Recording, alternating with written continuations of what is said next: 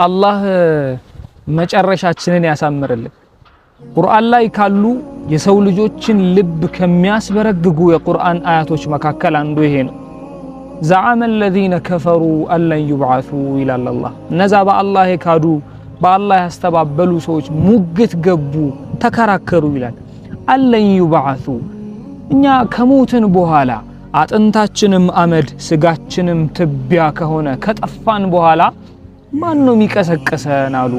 ቁል በላ ወረቢ በላቸው ያ ሙሐመድ አለይሂ ሰላቱ ወሰላም በጌታዬ ይሁንብኝ ለቱብዓቱን ትቀሰቀሳላችሁ አይደለም ትቀሰቀሷታላችሁ ثم لتنبؤن بما عملتم ተቀስቅሳችሁም ዱንያ ላይ በሰራችሁት በእያንዳንዱ ስራ ትነገራላችሁ በላቸው።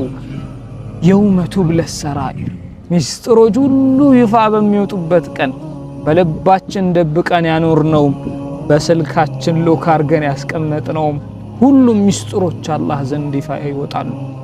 ወዛሊከ ዐለላህ የሲር ይሄ ደግሞ እናንተ ትቢያ ከሆናችሁ በኋላ መቀስቀሱ ቀስቅሶም ደግሞ በሰራችሁት በእያንዳንዱ ነገር ላይ መጠየቁ አላህ ላይ በጣም ቀላል የሆነው ነገር ነው ብለህ ንገራቸው ይላል አላህ ሱብሓነሁ ወተዓላ።